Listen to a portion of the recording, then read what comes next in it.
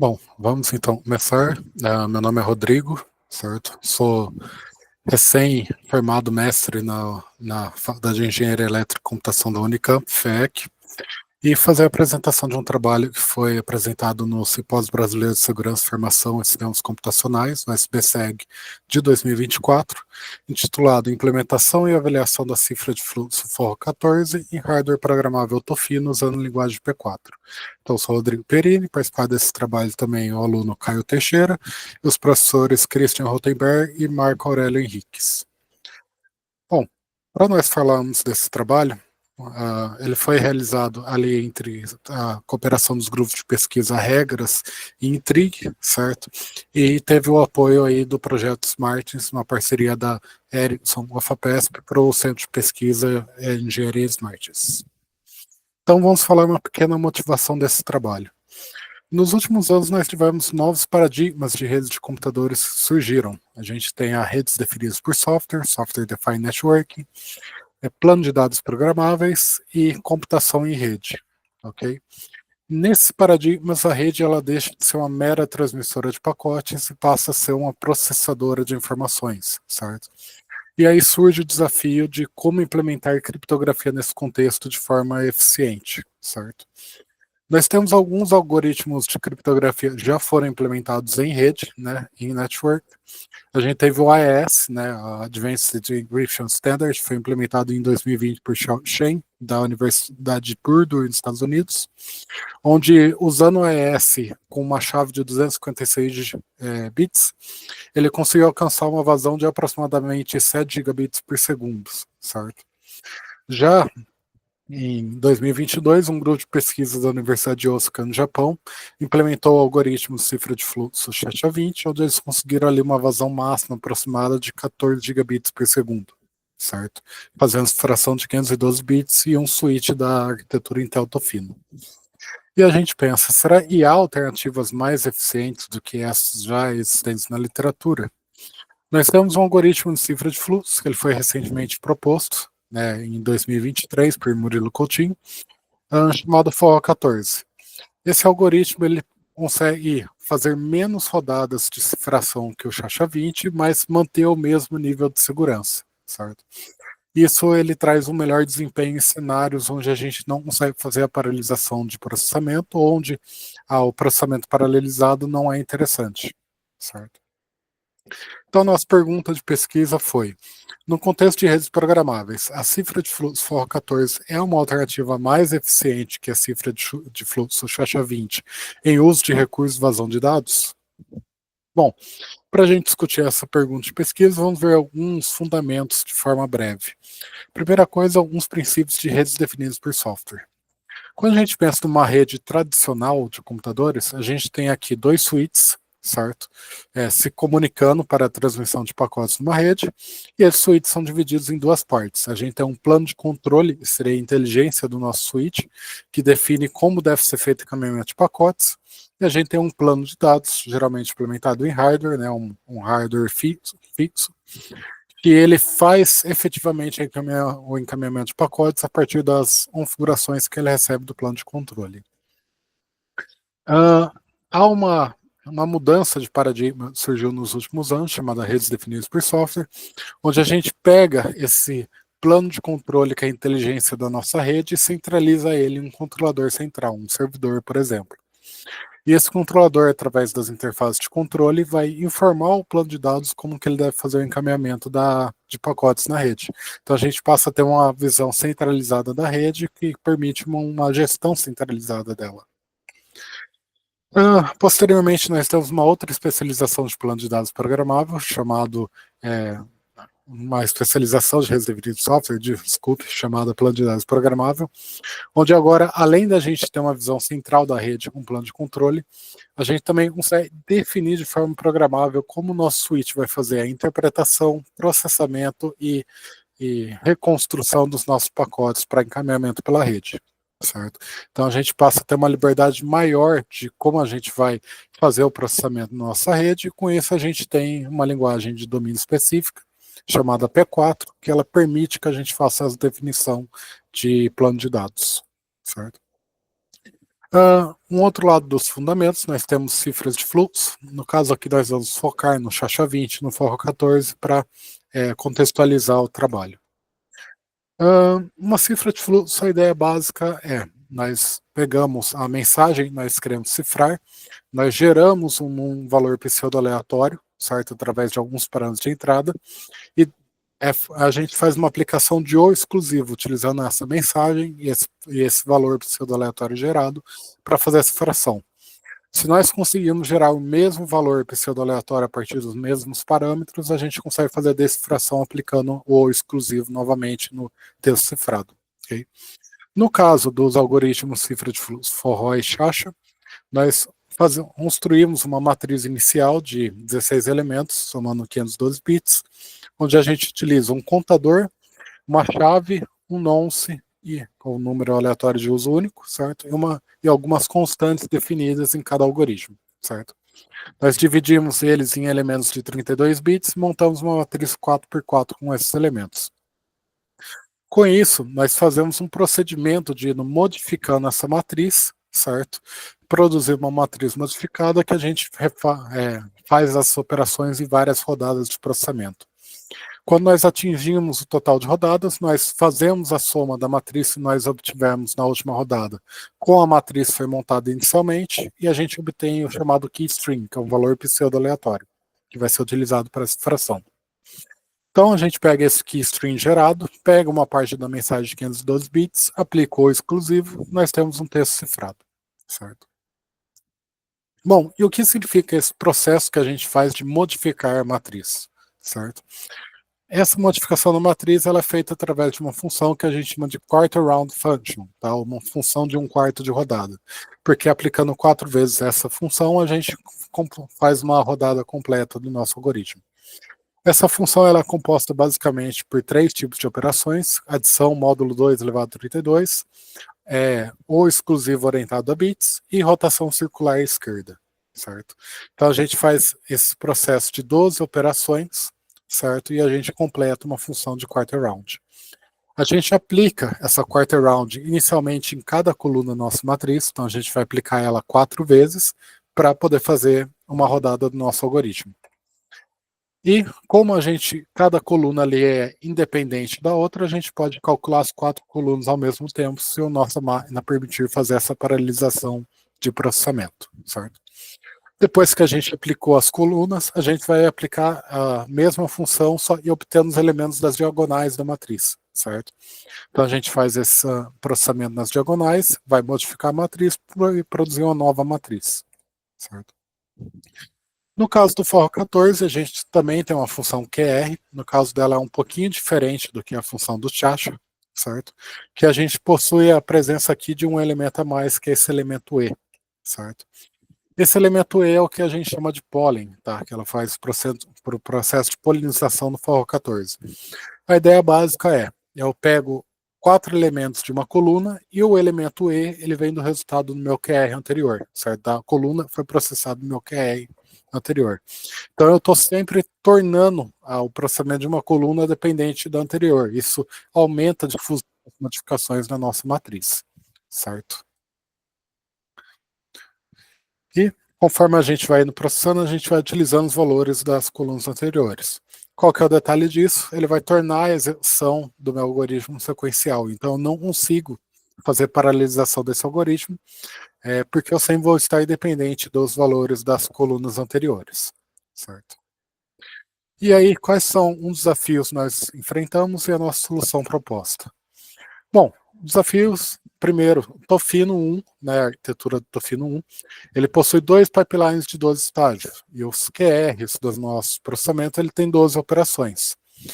Então, eu basicamente aloco uma operação em cada estágio de processamento do meu pipeline, certo? Daí, como que eu vou fazer o processo de inicialização, de montar a minha matriz, de finalização, de somar a minha matriz calculada à matriz inicial, e a cifração, certo? De aplicar o exclusivo, se todos os estágios de processamento já estão ali ocupados só pelas funções do QE, certo? Uma outra questão, a gente tem a alocação de memória. Se eu tenho variáveis que são muito dependentes entre si durante o processamento do meu pipeline, certo? É mais complicado para o meu compilador do código P4 gerar um plano de dados válido, certo? Para a arquitetura que eu estou trabalhando. E no caso ali do forró, por exemplo, como as colunas são interdependentes entre si e as diagonais também acabam sendo dependentes entre si, isso dificulta muito a geração de um pipeline válido para a nossa arquitetura. Então a compilação ela pode chegar até a falhar. E no caso da linguagem P4, ela não trabalha com loops, certo? Eu não tenho ali funções de repetição, porque como a ideia é fazer o processamento do pacote em uma passagem só, não faz sentido eu ficar reprocessando o mesmo pacote, na maioria dos casos de uso, né? Então, para a gente poder simular o comportamento de um loop, a gente utiliza a recirculação de pacote. Basicamente, em vez de um pacote sair pela rede, né, pela porta de saída esperada para ele, a gente utiliza uma porta interna e recircula esse pacote para dentro do próprio switch para a gente continuar reprocessando ele, certo? E isso, claro, vai trazer impactos na vazão que eu posso obter, porque como o pacote vai estar recirculando ao invés de sair, eu vou levar mais tempo para esse pacote poder ser enviado para a rede. Então, aqui a gente tem a arquitetura de referência de um switch programável com P4, certo? Uma arquitetura básica, onde aqui a gente tem as portas de entrada, né, que vão as filas das portas de entradas, onde a gente vai armazenar os pacotes enquanto eles estão concorrendo pelo uso do meu pipeline. A gente vai ter os dois pipelines de ingress e de egress, onde cada um é composto por um interpretador, o parser, pelo processamento, certo? Pelo ingress ou pelo egress, e por um reconstrutor do pacote, certo? Nisso ele é encaminhado para um buffer da porta de saída e, se for o caso, ele pode ser encaminhado para a rede ou ser recirculado para dentro do meu switch. Para a gente fazer a implementação, aliás, para a implementação está disponível na literatura Chacha 20 de forma paralelizada, nós podemos utilizar o pipeline de entrada, o ingress, e o pipeline de saída, o egress, para fazer a operação das 4 colunas, né, de uma vez aqui na entrada, ou das 4 diagonais da minha matriz de uma vez aqui na saída. Além disso, no primeiro processamento, eu também consigo fazer o processo de inicializar a minha matriz para mim construir ela e começar a processar, certo? A gente, então, calculou as colunas, calculou as diagonais, a gente fez 2 rodadas, a gente recircula o pacote e continua fazendo esse processamento, certo? Depois que a gente chegou na quantidade máxima de rodadas ali da recirculação, a gente vai fazer o último QR, né, o nosso QR da última coluna, e vai fazer a finalização do da nossa matriz, somando ela com a matriz inicial.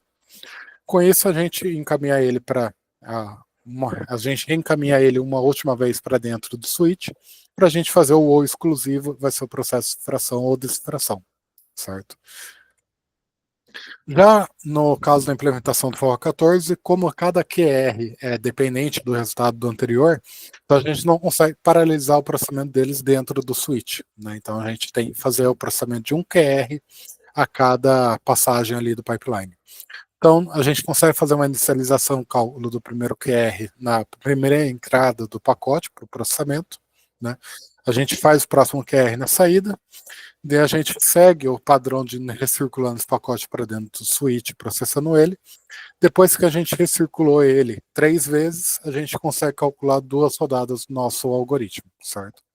A gente continua com esse processo até na última passagem pelo pipeline de egress, a gente faz o QR7 da última coluna e a finalização da nossa matriz, né, somando ela à matriz inicial.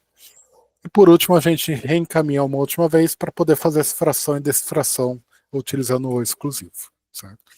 Bom, com essa implementação realizada do FOL 14, nós fizemos uma avaliação de desempenho, verificando o uso de recursos do switch e a vazão alcançada, certo? Para isso, nós utilizamos 3 implementações, certo? Primeiro, a implementação já está disponível na literatura, feita pelo grupo de pesquisa de Osaka, onde eles fazem 4 QRs por travessia do pipeline. Nós fizemos a implementação do Forro 14, tá? Fazendo um QR por travessia. E para fins comparativos, a gente também fez uma implementação de Chacha-20 de forma sequencial, onde a gente também faz um QR por travessia, certo? Aqui nós temos o resultado de uso de recursos switch, certo? Então nós comparamos as 3 implementações, utilizamos a ferramenta disponível pela Intel P4 Insight para poder extrair as informações, e aqui a gente tem os usos do recurso do switch, né, em relação ao total disponível de recursos. Então, quanto menos eu utilizar esse recurso no meu switch para a função de cifração, melhor, certo?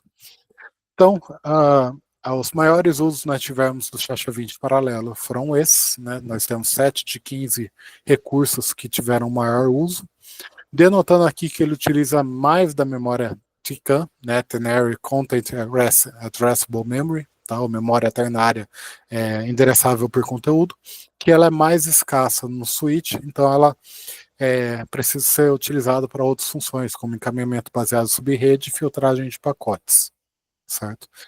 No caso do FOR 14, nós também tivemos outros 7 recursos que foram mais utilizados por ele, certo? Em comparação às outras implementações. Só nós tivemos foco de utilizar mais a memória SRAM, né, a memória estática, que ela é mais abundante no switch do que a TCAM. E quanto à vazão alcançada, o que a gente alcançou com isso? Para avaliar, nós montamos um test bed utilizando um gerador de tráfego e o switch com cifra de fluxo, os dois switches baseados em Tofino, certo? No caso do gerador de tráfego, ele vai gerar tráfegos a 100 gigabits por segundo ou intervalos de 1 em 1 gigabits por segundo para a gente avaliar ali quanto que é o tráfego que a gente recebe de volta pela cifração, certo? Então a gente utiliza aqui o FOR 14, aliás, desculpe, a gente vê aqui primeiro o Chacha-20 de forma paralelizada. A gente vê que ele alcança ali um pico de 15 gigabits por segundo aproximadamente de vazão máxima, certo? E depois desse ponto ele começa a diminuir a vazão que ele alcança em função da vazão de entrada, né, do fluxo de entrada de pacotes. Tá, mas e se eu tiver restrição de recursos e eu não quiser paralelizar, né, o processamento dos meus QRs, ou eu não quiser utilizar tanta memória TCAM, certo? Nesse caso, nós poderíamos usar um Chacha-20 implementado de forma sequencial, certo? A gente vê que aqui ele alcança um pico de aproximadamente 7 gigabits por segundo, certo? E depois disso ele começa a cair o desempenho ali da vazão máxima. Para essa opção, então, de utilizar menos recursos ali de forma similar ao Chacha-20 sequencial, a gente tem a opção de utilizar o Forro 14 e ele consegue alcançar até 10 gigabits por segundo, certo? Então, o que a gente tira de conclusão? Para cenários com restrição de recursos, o Forro 14 ele possui o mesmo uso de recursos que o Chacha-20 sequencial, mas ele alcança uma vazão máxima aproximadamente 43% maior em comparação ao Chacha-20 sequencial. E ele não utiliza a memória TCAM, que é uma memória mais escassa no switch, certo? Como trabalhos futuros, nós temos algumas opções de investigação. Primeiro, a gente poderia refatorar a implementação do FOR 14 para tentar reduzir o uso de PHV. Tá? O PHV, ou Patch Header Vectors, ele é uma alocação de memória que é feita por estágio do pipeline do switch. O que isso quer dizer? Eles funcionam como se fossem registradores que são utilizados a cada estágio do pipeline do switch para poder fazer o processamento dos dados ali de acordo com as funções obtidas da memória, certo? Então a gente vê aqui que ele teve um uso maior de recursos que o Chacha-20 paralelizado, que é uma coisa um pouco contraintuitiva se você pensar como eu estou paralelizando e fazendo mais processamentos por estágio. O Chacha-20 paralelizado deveria utilizar mais do PHV, mas o observado foi o inverso, né? Então essa alocação ela acaba sendo contraintuitiva e ela poderia teoricamente ser otimizada, talvez até cair pela metade se a gente utilizasse mais desses outros recursos, certo? Como gateways, hash bits e hash distribution units. Outro trabalho futuro possível é a gente fazer a implementação e avaliação de uma versão paralelizada do FOR 14, certo? Embora eu não possa calcular mais que um QR por estágio no meu pipeline, eu posso calcular mais de uma matriz de estado por rodada, né? Então essa é uma versão proposta pelo Coutinho no trabalho dele, que ele batizou essa versão de SHOT, onde eu calculo 2 estados ali de forma paralelizada e cifro mais dados por vez, certo? Outro possível trabalho futuro é implementar e avaliar cifras com cifração autenticada com dados associados, né, a EAD, onde a gente tem, por exemplo, o X-Chacha20 Poly 135 e o X-Forro14 Poly 135. Então a gente provê ali a autenticação junto à nossa cifração, certo? Então, esse trabalho ele foi feito dentro do framework da FAPESP, do CPE, né, Engineering Research Center, através do grant do Smartness, certo? Grant 2021-00199-8, ok? Temos algumas referências e agradeço aí a atenção e estou disponível por esse e-mail caso alguém queira fazer comentários. Agradeço aí.